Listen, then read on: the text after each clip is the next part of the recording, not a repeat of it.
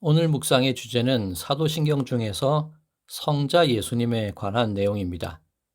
라틴어로 사도신경이 77개의 단어로 이루어져 있는데 그중 성자 예수님에 관한 내용은 51단어나 됩니다. 70%가 넘는 양입니다. 초대교회 당시 예수님에 관한 뜨거운 논쟁들이 있었고 그에 대한 변증을 위해서 그리고 예수님에 관한 바른 믿음을 권면하기 위해서 내용의 분량이 많아지게 된 것입니다. 탄생, 고난, 죽음, 부활, 승천, 많은 내용을 담고 있지만 오늘은 동정녀 탄생과 관련한 말씀을 나누고자 합니다. 예수님의 동정녀 탄생에 관한 예언은 이사야 7장 14절에서 선포되었는데요. 보라, 처녀가 잉태하여 아들을 낳을 것이요 그의 이름을 임마누엘이라 하리라입니다. 그런데 이사야 7장에서의 처녀라는 단어로 인해 초대교회 안에서 많은 논쟁이 있었습니다. 그 논쟁은 지금까지 이어지고 있습니다. 처녀라는 단어의 히브리어 원문은 알마인데 원래 뜻은 결혼을 했나 안 했나와 상관없이 젊은 여성을 일컫는 단어가 알마입니다. 그런데 그리스 알렉산더 대왕이 세계의 모든 책들을 모아서 알렉산드리아 도서관을 만들 때 히브리어 책들과 성경도 그 도서관에 소장하기를 원했습니다. 유대에서는 12지파에서 각각 6명씩을 뽑아 그들로 하여금 히브리어 성경을 헬라어로 번역하게 하였는데 그것을 septuagint라고 합니다. 이때 이사야 7장의 알마, 젊은 여성이라는 단어를 헬라어 파르테노스로 번역했는데 처녀라는 뜻입니다. 이 문제를 놓고 젊은 여자가 맞다, 처녀가 맞다라는 논쟁이 벌어지게 된 것이죠. 자, 그러면 젊은 여성, 처녀 두 가지 의미를 가지고 이 말씀을 살펴보도록 하겠습니다. 이사야가 살던 당시 아수르가 세력을 키워가고 있었습니다. 당연히 주변에 있던 나라들은 아수르를 견제해야 했겠지요. 북이스라엘은 아람과 연합했는데 남유다에게도 연합군에 참여하라고 요청을 하게 됩니다. 하지만 남유다의 아하스 왕은 이것을 거절합니다. 그러자 아람과 북이스라엘 연합군은 우선 남유다를 친 후에 아수르를 향해 진군해 가기로 결정을 했습니다. 남유다는 두려움에 떨게 되었죠. 이때 하나님께서 이사야 선지자를 아하스 왕에게 보내셔서 하나님께 표적을 구하라고 하십니다. 하나님께 도와달라고 간구하라는 의미입니다. 아하스 왕은 표적을 구하지 않겠습니다 라고 거절합니다. 하나님이 무슨 힘이 있습니까? 하나님이 무슨 소용입니까? 우리는 아수르에게 기대겠습니다. 그런 속내를 가졌던 것이죠. 바로 이때 이사야 선지자를 통해서 주신 표적이 처녀가 잉태하여 아들을 낳을 것이니입니다.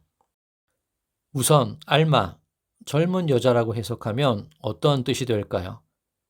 아하스 왕이 아수르에 빌붙어서 살 길을 찾으려고 하는데 그러지 말라는 겁니다. 하나님께 살 길을 구하라는 겁니다. 그렇게 되면 하나님께서 너희의 젊은 여자들로 하여금 아들을 낳게 만드실 거라는 것입니다.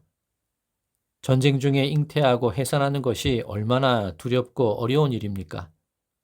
그런데 하나님께 의지할 때 하나님께서 평화의 날을 주실 것이니 두려워하지 말고 자녀를 낳고 그 이름을 임마누엘이라 지으라는 말씀입니다. 하나님이 우리와 함께 계셔. 그러니 그 아이들이 자라나는 동안 평화의 때가 올 것이고 엉긴 젖, 즉 버터와 꿀을 먹으면서 회복된 삶을 살 거야. 이런 의미가 됩니다. 즉 아수르나 강대국에 의지할 것이 아니라 하나님이 우리와 함께 하시면 우리가 구원을 얻게 됩니다. 라는 뜻입니다. 알마, 젊은 여성으로 해석할 때 이런 말씀이 됩니다. 그러면 처녀라고 해석하면 어떨까요? 의미가 크게 다르지는 않습니다. 이스라엘은 위기 때마다 아수르에 의존하고 애굽에 의존하고 다른 강대국들에 의존하며 지내왔습니다. 결국 바벨론에 의해 망하게 되겠죠. 그 이후에 페르시아의 힘에 의해 살 길을 찾는가 싶었는데 또다시 그리스와 로마의 지배를 받게 됩니다. 세상 국가, 권력, 군대에 의지하는 한 삶의 회복과 구원은 결코 얻어질 수 없다는 것이 세대를 지나도록 드러나고 밝혀지고 있는 것입니다.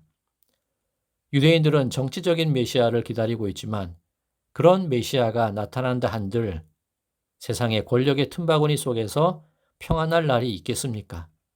또다시 언젠가는 침략당하고 멸망하는 일이 반복되겠지요. 결국 우리의 삶이 회복되고 평안을 누리고 구원을 얻기 위해서는 일어났다 사라지는 세상 권세가 아니라 영원한 왕이신 예수 그리스도를 의지할 수밖에 없다는 결론을 얻게 됩니다. 동정녀 탄생으로 해석할 때 이런 뜻이 됩니다.